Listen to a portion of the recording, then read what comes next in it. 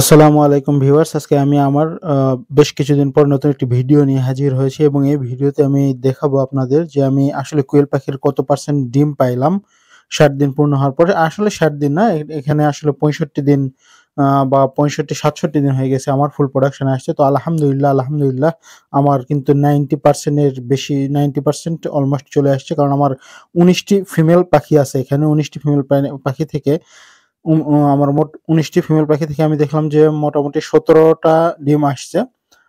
অর্থাৎ প্রায় 90% ডিম আমি কিন্তু পাচ্ছি এখন আলহামদুলিল্লাহ। শীতের মধ্যেও কিন্তু আমি খুব ভালো প্রোডাকশন পাচ্ছি। এর প্রধানত কারণ হচ্ছে আমি কিন্তু আমার কোয়েল পাখিগুলো কোনো রোগবালাই হয় নাই। মূলত আমি ঠান্ডার জন্য খুব ভালো প্রোটেকশন নিছিলাম। আমি যেহেতু খাঁচায় রাখি এবং খাঁচাটা খুব সুন্দর করে যাতে বাইরে থেকে কোনো ঠান্ডা না আসে আমি সেই ব্যবস্থা কিন্তু রাখছিলাম আলহামদুলিল্লাহ। যার কারণে আমার কোয়েল পাখিগুলো কিন্তু খুব সুস্থ আছে। আর আপনারা জানেন যেকোনো পাখি খুব সুস্থ থাকলে বা যেকোনো প্রাণী খুব সুস্থ থাকলে তারা কিন্তু খুব ভালো প্রোডাকশন দিতে পারবে ইনশাআল্লাহ। তো আমার সেই লক্ষ্যে আমি খুব সুন্দর প্রোটেকশন দিয়েছিলাম। শীতের জন্য বেশ কয়েকটা পর্দা দিয়েছিলাম। যার কারণে কিন্তু আমার খুব ভালো পরিমাণে ডিম আসতেছে।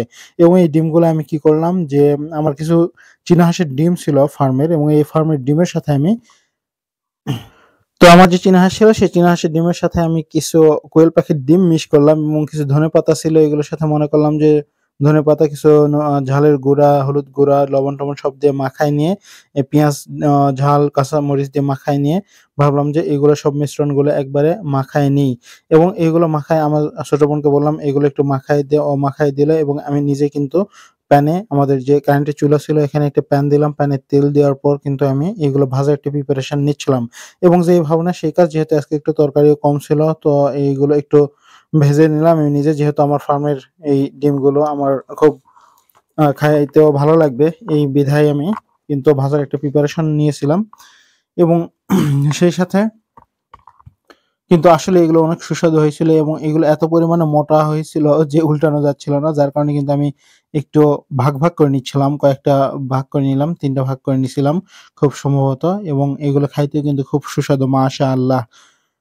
তবে আপনারা চাইলে কিন্তু এই ধরনের ছোটখাটো খামার করতে পারেন এবং আমাদের এই খামারে আছে কিন্তু এই মোরগটাও কিন্তু খাওয়া হয়েছে এবং এই মোরগটা কে খাইছে তাদের দেখাবো।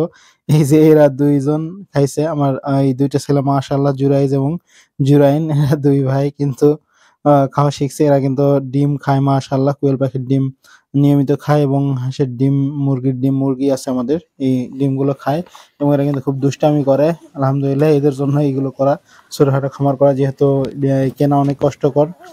প্রচুর দাম দিয়ে কিনতে হয়। এজন্য ভাবলাম যে ছোটখাটো ফার্ম করি। যার কারণে এরা কিন্তু অনেক খাইতে পারবে এবং দুষ্টামিও করতে পারবে এরা মাশাআল্লাহ। এরা কিন্তু মোরগ, মুরগি কিন্তু হাত দিয়ে ধরে, এরা ভয় পায় না। পাখি ধরতে যায় মাশাআল্লাহ, এরা ভয় পায় না কিন্তু। এবং দেখেন খুব সুন্দর করে কিন্তু এরা লাফাচ্ছে এবং বড় ভাই কিন্তু ছোট ভাইকে হাসাচ্ছে। লাফায় এদিকে এসে কিন্তু ওকে অনেক সুন্দর করে ওর সাথে খেলা করতেছে এবং ছোটটা কিন্তু খুব হাসতেছে জুরাইন।